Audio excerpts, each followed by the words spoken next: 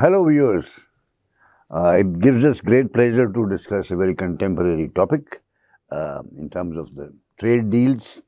Deal has become a common word promoted by Mr. Trump. The trade deals which are happening and being discussed and so on, and what is the learning we can adopt there. So with me is Dr. Deepshikha Kalra. Like me, she has a combination of engineering degree, management degree and an economics degree. And her experience of teaching therefore spreads into all these directions, and she handles the subject also. We can cover perhaps the India-UK deal, which is not yet final, but whatever it is, which was done on 7th May. So we were discussing that on May 7th, in India, there was a kind of deal signed, but later on the clarification has come that this was not a total final deal, and 11 out of 26 chapters, like a thesis, have been cleared, and the rest will be cleared slowly by the end of the year. But anyway, some direction is coming. So let's discuss the following points. What are the major things on which the tariff is going to reduce? Is it going to go towards a free trade regime? And what are the advantages to the two sides? Right? Okay. So if we look at this recent news, which is very much talked about in the geopolitical environment or India-UK relationships, there are a lot of good things which are going to happen. First, they have reduced the, I would say, the duty or tariffs on the import of our automobile, whereby the Jaguar will be benefited and ultimately the Tata Motors is going to be benefited out of it. Then there is a reduction of almost, I would say, negligible tariffs will be there in terms of clothing, wines, spirits, cosmetics, pharma. So all these sectors are going to be benefited by this particular deal, which is going to be finalized in coming years or maybe coming months. Because once the tariffs have been reduced, it will help Indian export to grow. And once the export will grow, it is finally going to help give a boost to the GDP of India. And it is going to give a boost to finally the improving our balance of payments, balance of trades. All those things will help India to probably, in one sense, it will indirectly help rupee to become more stronger. Okay, let's talk some numbers. Yeah. And the wider issue. The wider issue in case of the UK is that this is a major portion of their post-Brexit economic strategy. Yes. Is to increase the business with India. Now, all these countries, including EU countries, are looking at India as a market, right? That Absolutely. it is growing, that is large number, middle class is growing, etc., etc. Unfortunately, all of them are also concentrating on two things. A, to open the services market. That means financial services, insurance services, telecom services, consultancy services, and so on and so forth. And the second is agriculture. Right. From their point of view, agriculture includes whiskey and wine.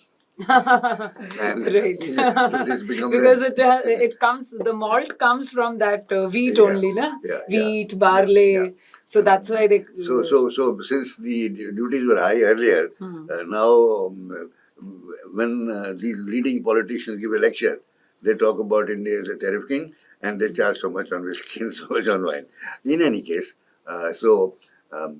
duty on, I think, Scotch is going to reduce, but reducing meaning 75%. 75%. From 150%. Right. And progressively, the number of items increases. Progressively, in this case, is 10 years, 20 years, which will be completely tariff-free. Tariff-free. Yeah. So yes, that gives the answer of your question when you asked me that is it a step towards free trade agreement? Yeah. Yes, it's a kind of, we may say it's a step towards FTA being signed between India and UK, and rightly mentioned it's a post-Brexit event. So now UK is looking for some partner to support their industries which were going down. Another is the issue is of carbon credits. Issue is of because the world everywhere we are talking about sustainability, they're somewhere down the line losing in terms of carbon credits. So that's why they're also talking, and though have not clearly mentioned it, but somewhere between they are talking about that they'll be putting carbon taxes. Can we pick this subject? The issue of carbon credit is kind of now behind. The issue on part of the EU and UK, okay, talking about this is the same thing with Australia and Canada, is carbon tax. Carbon tax. Okay, now carbon tax has been act has been passed, right, in EU and also I think UK. Now what happens if we are having a system by which there is so much carbon beyond a particular limit, then there will be a tax charged by them on the goods which we export, which have created that extra carbon. For example, steel. Now, in a country like India, it will take quite some time to shift our production systems, right? And therefore, there will be high carbon systems. Not that our overall carbon emissions are more, but relatively speaking, on those industries, they are more. And this will become of a type like 20%, 30%, where unfortunately, therefore, those particular items will become non-competitive. Yeah, see, carbon taxes are an advanced version of carbon credits only. Earlier, it was you were exchanging the carbons or you were dealing in those carbons, trading rather. You were trading the carbon credits. And now they have understood that this trading is not going to help them or will not generate the revenues for them. That's right. So that's why now the new terminology is carbon taxes, or the new way of dealing with the developing nations. I would say a new funda by the developed nations is carbon taxes they have come up with. Right? Okay, so this is going to be a live subject. To best of my knowledge, what I know from inside story is that carbon tax is where we are stuck with the UK also. Carbon tax is where we are stuck with the EU also, because we can calculate that how much money we will have to pay, and that makes the industries non-competitive. Okay, so let's proceed with an idea that what are the other things on which tariff reductions are there: machinery, electronics, automobiles, agricultural products, and similar is the EU. Right. Before proceeding further, let us first talk about what could be the challenges with India and with UK if finally they reduce these tariffs with coming years. Will there be any challenges? Or the challenges may not be with India, UK, but it could be India and the rest of the world, UK and rest of the world. So, what kind of challenges will come up? Challenges are going to be of the relative duties and how they are of a country like India, its competitors, right? Now, if you have smaller tariff on Indian clothing, footwear, but nil, let's say, for Bangladesh or Sri Lanka, your stuff will not sell. Yeah. Right? Now, therefore, this problem is a very complex problem. Because I have to see that how I match with you and your market and my market, and then how I match with the others, and how you match with the others, right? So it's a ring of roses there. No, Right? that was always there, sir. That It was always there. but Always relativity was always no, there. but India's tariffs were very high. See, So so there was no comparison, that's what we need to discuss about. and these volumes were very small. You see, our volumes are still small compared to these large countries. Agreed. We need to. I think we must discuss and we must bring on surface or in this podcast. We must talk about that why UK has come up with this now. One is Brexit. Post Brexit, yeah. Post Brexit. Is there any other ulterior motive? Is there any other There's commercial model. reasons? There's a commercial model. See, man, as the so-called development is increasing, USA economy, for example, has 2% people employed in agriculture and 8% people employed in manufacturing, and rest is in services. Okay? Therefore, services matter to them. Right. That is where they would want services to be completely tax-free, and they will manage it Mr. Trump will manage it. Similarly, UK. What is UK today? Agriculture 1% employment. Manufacturing is vanishing. Manufacturing, because they have grown up from primary, It's not, secondary to tertiary. it's not grown up. Their industries have become non-competitive. Their energy prices have gone up. Their labor costs have gone up. There is a lot of these regulations about pollution, etc., which reduces it. And so whatever manufacturing is still there, like British Steel or Jaguar, this is also owned by outsiders. These are only remnants of that earlier massive industrial empire which British were. Now coming to your question. So now it's an adjustment to them also. You can't have, like it used to be said in the US 20 years ago, that 25 years hence we will have a nation of car cleaners and hamburger flippers. These are all services. In a sense, it's happening, and there's a top which is high quality services, design, etc., etc. No, therefore they have a competition among themselves in that segment. Now this becomes very evident from the following. Starlink is a LEO system by hundreds of satellites. Right. There is an Indian company also. Well, now Indo-British company. Okay, Bharti Global. Bharti Global, right? Yeah, Bharti Global and Web1. They had acquired a company which was started by an entrepreneur in England, and then that company closed down.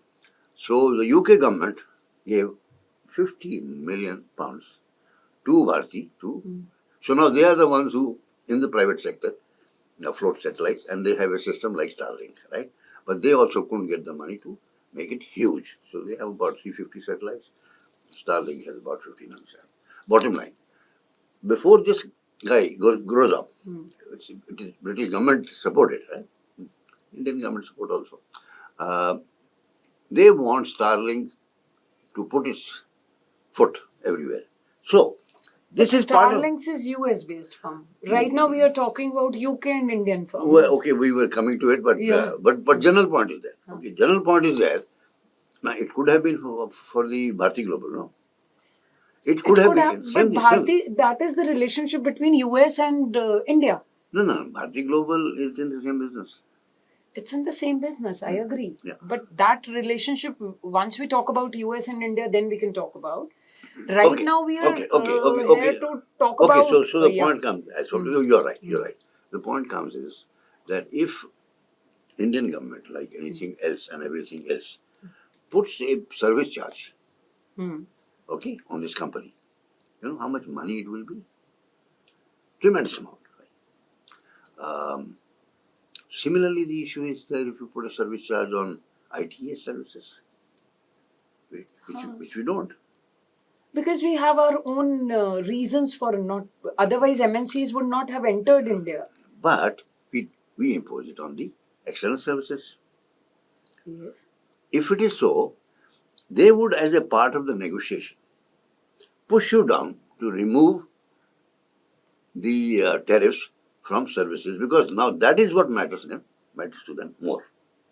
That's what matters to them more.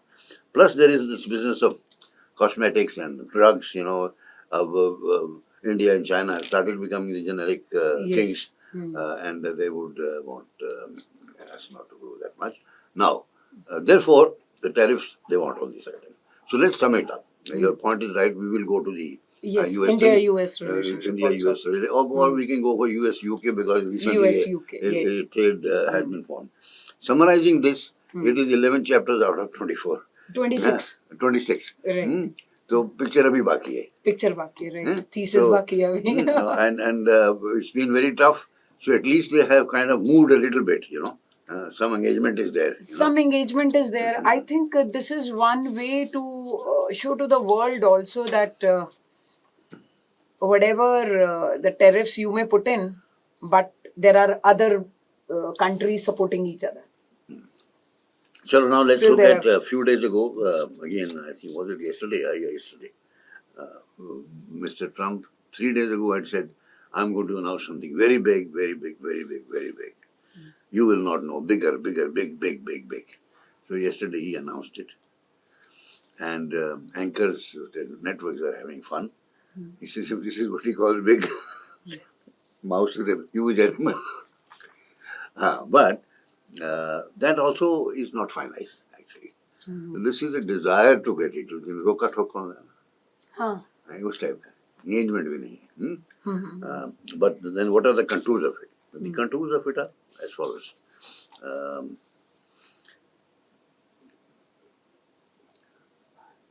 10% duty across the board remains. Steel and aluminium duty goes away. In which case, the UK steel and aluminium industry survives. Survives, right. Otherwise, right. they would have been dead. But that's a negative thing for India.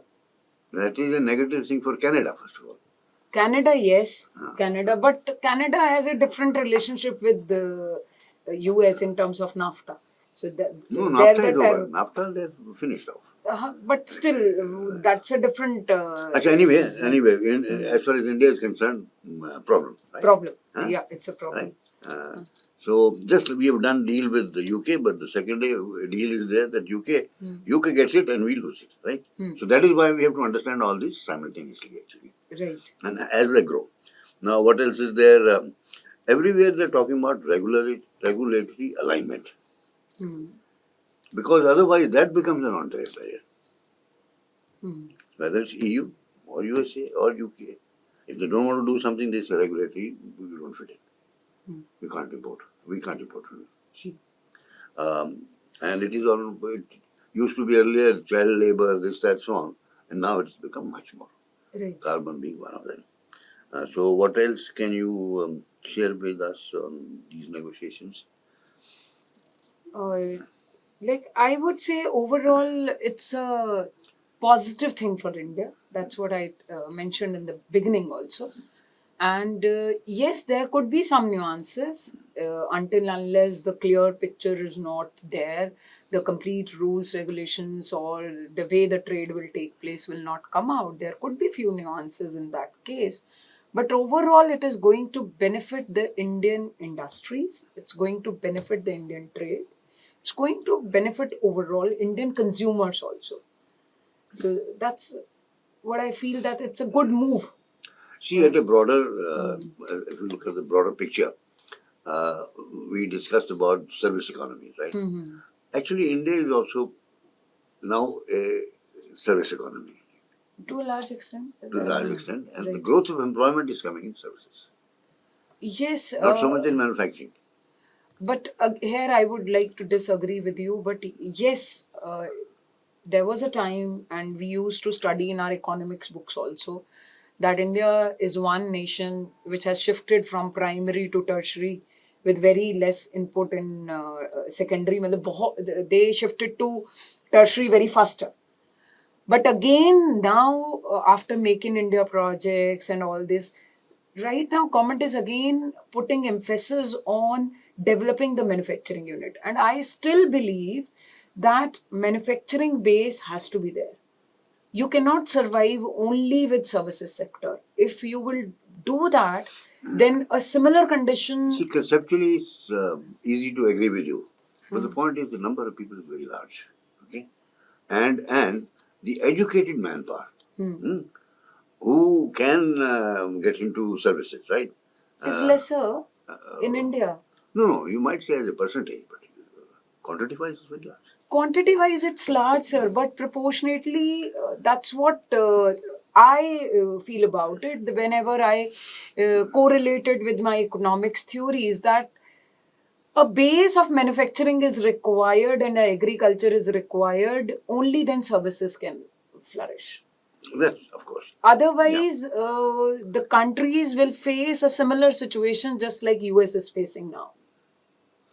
But US was very good in defenses and others, and dollar itself is a global currency. So that's why they are able to survive. But if countries like India will do something like that, the problem will be bigger and deeper. Let's kind of sum it up. And this is going to be the season of tariffs, I think for a year, or maybe till Mr. Trump's tenure. Because अभी तो picture शुरू हुई है, trailer शुरू हुआ है, There are so many countries to work it out with. But it's a good thing they've started with UK. Right. And it's a good thing we've started now with UK, though earlier we have done a deal with UAE, smaller countries and so on. It is similar, like sir, everything is a cycle. We started with bilateral, then we moved to multilateral. Again, now world is moving to bilateral agreements, That's right. shifting away from multilateral. That's so it's a cycle which is but you going have on. to be very efficient. This business of taking Yes. so many years to sort it out. Agreed. Because your industries are unsettled. They don't know how to invest. That's what I'm saying, that if rules, regulations are not clear, there will be nuances. So that has to be very, very clear. Only then this could be a successful deal and this could be a positive deal for India and UK. We will talk about EU next time. Right. But briefly, just to think, so that all of us can think, that EU is following same UK pattern. Okay, after all, they are brothers and sisters, right? And same services, it's important for them. Getting exemptions for tariff for services is important to them. Carbon tax is important to them. Exporting wine is important to them, right? And exporting medicines of the upper end is important to them. Right, because they put a lot of R&D in pharma sector. Yeah, whatever the base, whatever the reason. But no, from Indian side, therefore, we can say that you should buy our generics. You should not create non-tariff barriers there. That's it. So, therefore, you require sector-wise experts who have a fairly good gyan of things happening in different countries, and they should lead those negotiations because the nuances of regulations, the nuances of technology, the nuances of what's going to happen to 2040, 2030, 2050 are important, right? And this is where I think USA has a lead, followed by Europe. And Chinese in their own way, because they do a lot of trade, therefore they have a lot of on-site experience for that. So we will see what happens. If you look at it, these will be very standard things. They'll talk about economic development, they'll talk about friendship, they'll talk about technology sharing, and having wine and evening. Okay. So we'll talk about EU, UK in our next episode. India, UK, EU, UK. India, EU. ये तो अभी picture बाकी है, USA also. Right. So we will learn something. Definitely. Thank you very much. Thank you.